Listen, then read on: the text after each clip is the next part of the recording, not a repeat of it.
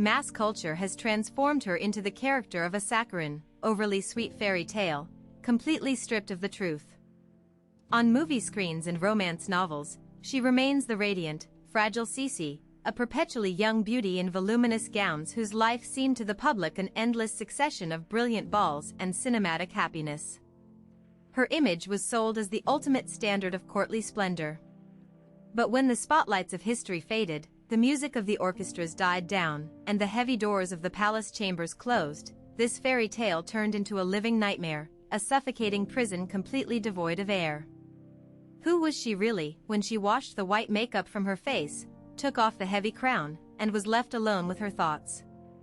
Contemporaries whispered about her madness, ministers labeled her a beautiful neurotic, and court ladies coldly condemned her every step. Yet behind this dazzling facade was a modern individual whose lifestyle was a century ahead of its time, someone who simply could not breathe in the stifling atmosphere of the Viennese court. She was a complex, rebellious, deeply reflective, and tragically lonely human being, forced her entire life to wear a mask that was far too large for her and deeply hated.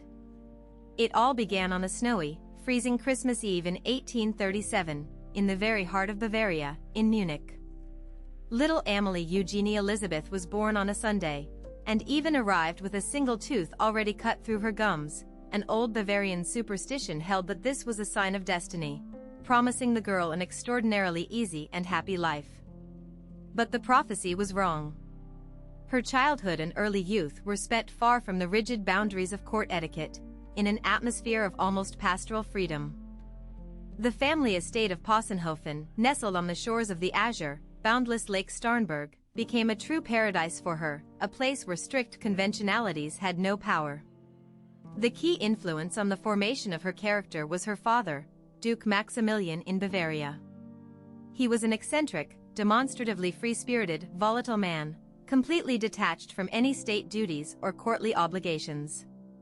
The Duke despised the stuffy aristocracy, preferring to spend his time in the company of the Munich bohemia, writers, and musicians.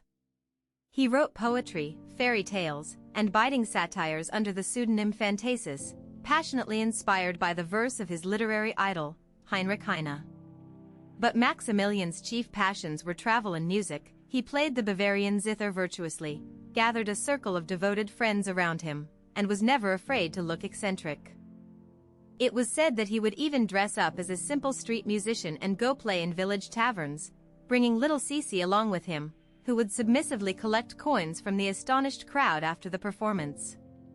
Later, already the sovereign of a vast empire, Elizabeth would remember these pennies with a warm smile as the only honestly earned money of her life. Little Sisi grew up as an exact, absolute reflection of her father. While her older sister, Helene, was raised from her earliest years to be the ideal aristocrat, drilled in flawless manners, restraint, and readiness to take a place near the throne, Elizabeth grew like a wild, untamed flower. She absorbed her father's love for primeval nature, spent hours wandering through the woods, learned to ride horses bareback, read poetry obsessively, and dreamed of distant, untraveled roads. There was not a single drop of pretense in her. She grew up alien to any conventions, deeply sensitive, yet absolutely, boundlessly free. But destiny disposed of this precious freedom in its own way, turning it into the bargaining chip of high politics in the sweltering August of 1853.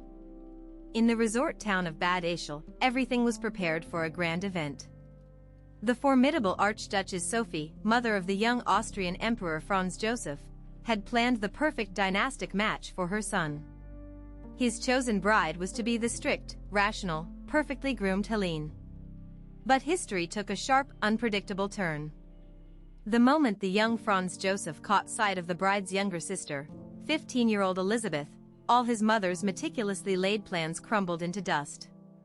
The young monarch completely lost his head over this natural, wild beauty, unspoiled by courtly polish. Ecstatic and blinded by the sudden rush of feeling, Franz Joseph confessed to his mother after their very first walk together that he had met his good angel, the most delightful, tender creature he had ever encountered on earth, and that he could see no one but her as his wife.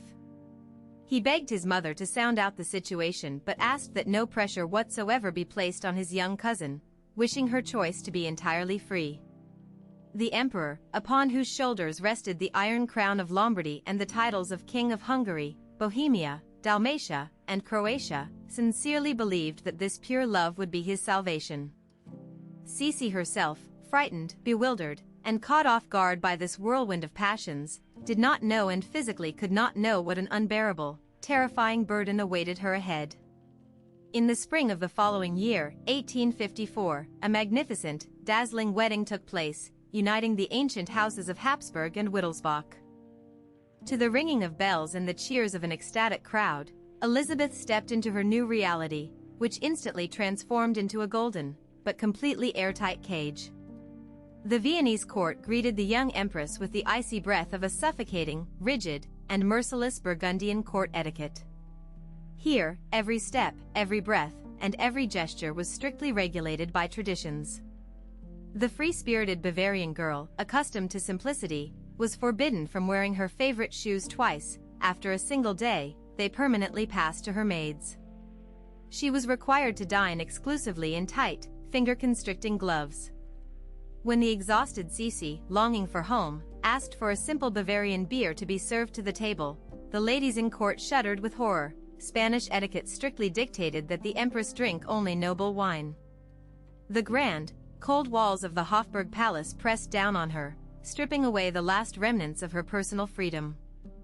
The situation was worsened by Franz Joseph himself. He genuinely loved his wife, but viewed himself primarily as the principal clerk of his vast, patchwork empire. He sat at his desk from early morning until late at night, analyzing state papers with meticulousness and diligence. Sisi barely saw her husband, left entirely alone with a hostile court and a despotic mother-in-law. It felt as though she had been locked in a dark crypt, with heavy, invisible chains shackled to her wrists. Her pain, disappointment, and helpless anger were poured out only onto the pages of her secret diary, composing poems full of anguish over her lost freedom. The birth of their firstborn, little Archduchess Sophie, brought no comfort or warmth to the young mother. The domineering mother-in-law unceremoniously took the infant away immediately after birth, declaring that the 15-year-old empress was too foolish, inexperienced, and capricious to raise the heir to the dynasty on her own. Sophie chose the staff of nannies herself, set up the nursery in her own wing of the palace, and overrode any of Elizabeth's orders. Sisi would watch for rare moments just to hold her own daughter, navigating the endless staircases of the Hofburg under the contemptuous stares of the courtiers. Elizabeth felt buried alive amid this luxury, while Franz Joseph, torn between his mother and his wife, urged Sisi to submit, blindly trusting the Archduchess's experience. The first terrible, shattering blow of fate struck the young family during their official tour through the lands of Hungary. Elizabeth had insisted on bringing the children with her, desperate to wrench them from her mother-in-law's suffocating embrace. But on the journey, little Sophie fell gravely ill. The sickness developed rapidly, consuming the fragile child's body. After a long, agonizing struggle, the 2-year-old girl passed away right in the arms of her completely grief-stricken parents. Elizabeth's world collapsed, shattering into thousands of unfixable pieces. The immense, all-consuming grief transformed her forever, burning away the remnants of her youthful innocence and turning the once smiling girl into a cold, guarded, almost statuesque woman. She shut herself off from the world, blaming herself and the entire Viennese court for the child's death. As if in punishment for this family tragedy, new disasters rained down upon the empire. Austria found itself dragged into a bloody and exhausting war in Italy. Due to the incompetent command of generals who enjoyed the patronage of Archduchess Sophie, Austrian forces suffered one defeat after another. The climax of the disgrace was the horrific Battle of Solferino, where Franz Joseph, having personally taken command, was utterly crushed by the allied armies of France and the Kingdom of Sardinia. The losses were staggering. More than 22,000 soldiers were left on the battlefield, dying in unimaginable agony. The emperor returned to Vienna morally destroyed, the state treasury was completely empty, Lombardy was lost forever, and the authority of the once unshakable monarchy was entirely undermined. The court boiled with hatred, blaming the imperial couple for all the sins. Yet it was at this critical, pivotal moment, when ruin seemed inevitable, that Elizabeth found within herself hidden, colossal strength. Instead of weeping silent, useless tears in her lavish apartments and sinking into depression, she made a move that astonished Viennese society. Using her own personal funds, Elizabeth organized a massive military hospital at Laxenburg Castle. Casting aside her imperial silks, she personally, on equal footing with simple nurses, tended to the mutilated, agonizingly wounded soldiers. She washed their wounds, held the hands of the dying, and demonstrated such astonishing, unyielding courage and compassion that it silenced even her most virulent, hardened critics within the imperial court. This profound inner crisis became the launching pad for her incredible, dazzling triumph. Elizabeth realized once and for all that she would never again allow her will to be broken, and she refused to remain a voiceless, obedient shadow of her crowned husband. Discovering within herself not just a steel character, but a sharp, perceptive political mind, she began to play her own hand. Sisi threw herself passionately and entirely into Hungarian culture, its highly complex language, and the grand history of that defiant nation. In these proud, freedom-loving, and oppressed people, she saw an exact reflection of her own rebellious soul, similarly locked in the gears of Austrian absolutism. Defying the open, furious will of her mother-in-law, the ministers, and the secret police, Elizabeth became the primary, most influential, and uncompromising champion of Hungary's rights and liberties before the wavering emperor. When a new Austro-Prussian war erupted, ending for Vienna in another catastrophic failure at Königgrätz, the empire found itself on the brink of total, bloody dissolution. At this fateful juncture, Franz Joseph implored her for help, asking his wife to act as his chief diplomat. Elizabeth took the children and, without fear, departed for Budapest. She entered into secret, intense negotiations with the leaders of the Hungarian opposition, including Count Gyula Andrássy, a man whom the Viennese court had not long before symbolically hanged for his participation in the Revolution of '48. Her sincere, deep love for the Hungarian people, her grace, and her firmness worked a genuine political miracle. Count Andrássy later openly extolled her as the beautiful, saving providence of Hungary. She managed to convince the rebel leaders to maintain their allegiance to the crown on the condition of broad autonomy. In June of 1867, a spectacular historical triumph took place in Budapest. To the ecstatic roars of hundreds of thousands of people, Franz Joseph and Elizabeth were officially crowned King and Queen of Hungary. The woman whom the Viennese aristocrats had arrogantly dismissed as a capricious, shallow outsider had practically single-handedly saved the collapsing empire from imminent death, becoming a living, untouchable symbol of a grand historical reconciliation between two nations. True, this triumph divided contemporaries. While the Hungarians idolized their queen, Czech politicians bitterly declared that this Austro-Hungarian compromise marked a dark day for the remaining Slavic peoples of the empire.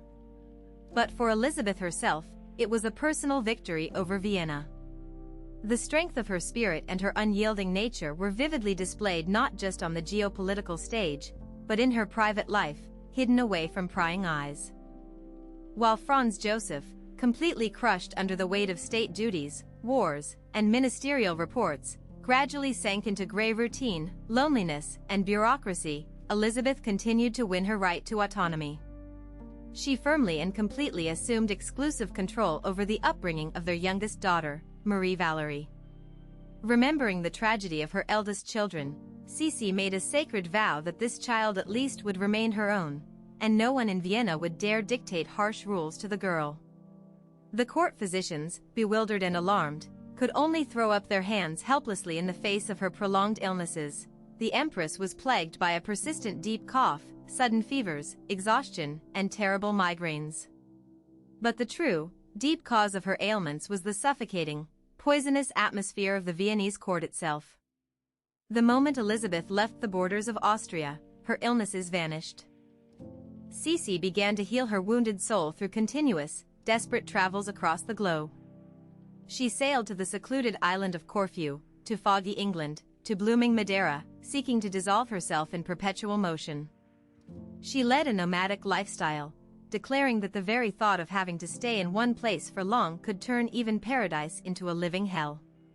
Simultaneously, Elizabeth built a veritable cult around her own beauty, turning her body into a flawless instrument of control and manipulation.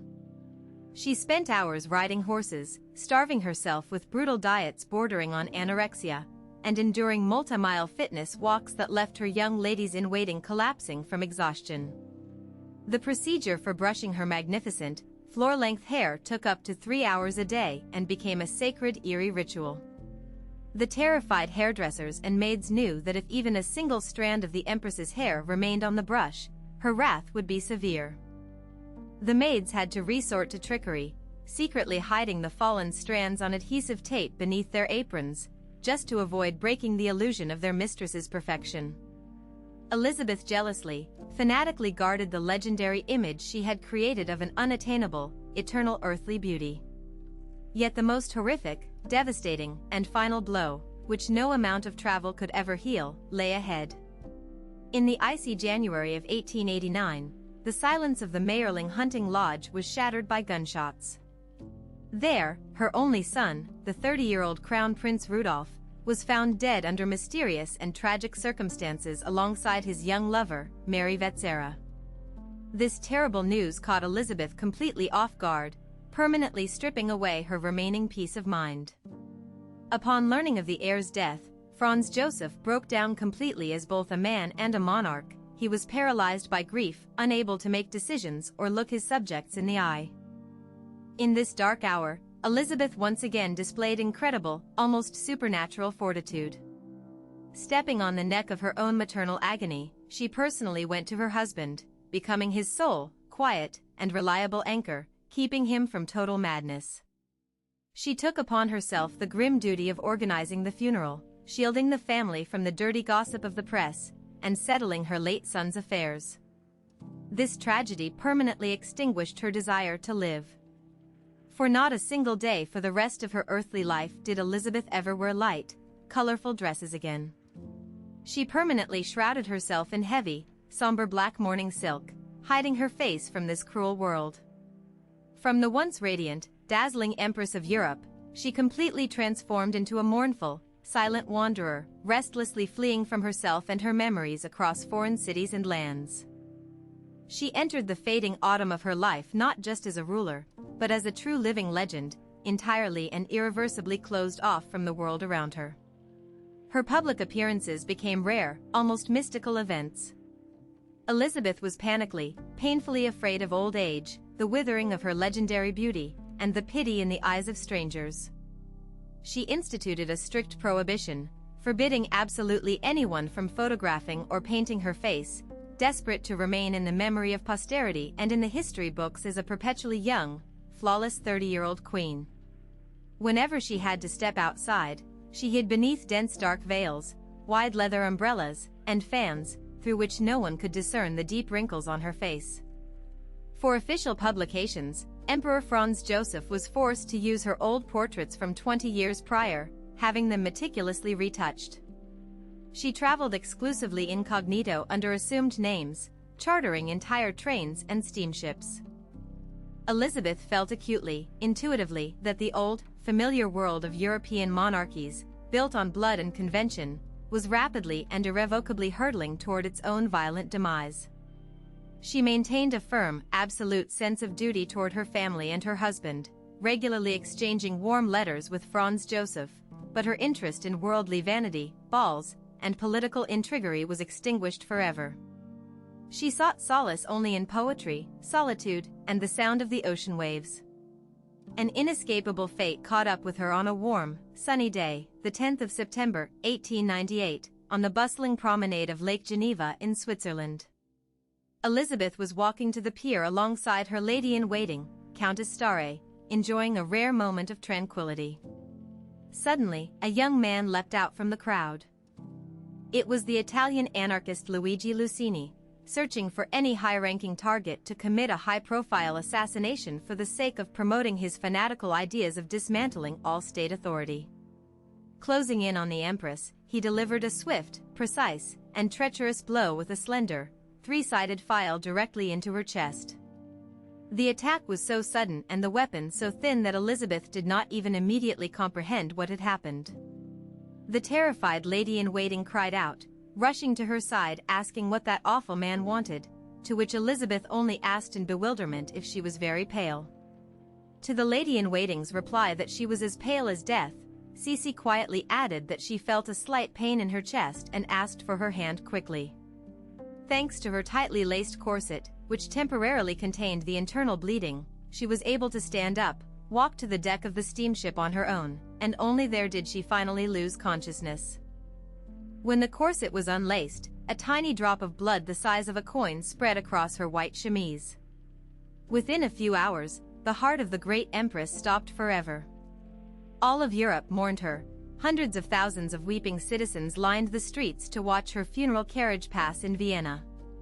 Even in the preparation of her funeral monument, the centuries-old bureaucrats managed to blunder, engraving only Elizabeth, Empress of Austria, completely forgetting to mention her titles as Queen of Hungary and Bohemia, which sparked a wave of furious protests among her beloved Hungarians. The true, authentic legacy of Empress Elizabeth turned out to be far deeper, more complex, and more tragic than any romantic myth manufactured by pop culture. She was never a naive, weak-willed doll from a sentimental movie, nor a helpless victim of circumstances. Sisi was an incredibly powerful, independent, deeply intellectual, and fiercely suffering woman who possessed the sheer audacity to openly live ahead of her conservative era. Down to her very last breath, she desperately, passionately fought for her sacred right to be herself, to preserve her individuality and her freedom in an age when women of her status were expected to offer nothing but silent submission, blind obedience to duty, and beautiful silence upon the throne. Her life was a triumph of human will over destiny. And if you want to dive even deeper into all the details of the incredible, mystery-filled story of Empress Elizabeth, I highly recommend watching these films. Be sure to check out the feature film Corsage, which brilliantly and vividly captures the oppressive atmosphere of her later years, her profound isolation, and her internal rebellion against stifling palace conventions, as well as the documentary Elizabeth, The Tragedy and Triumph of Empress Sisi, which thoroughly unpacks the genuine, verified historical facts of her extraordinary biography. If you enjoyed the video, please hit the like button, subscribe, and stay tuned. There are many more inspiring stories and useful insights ahead.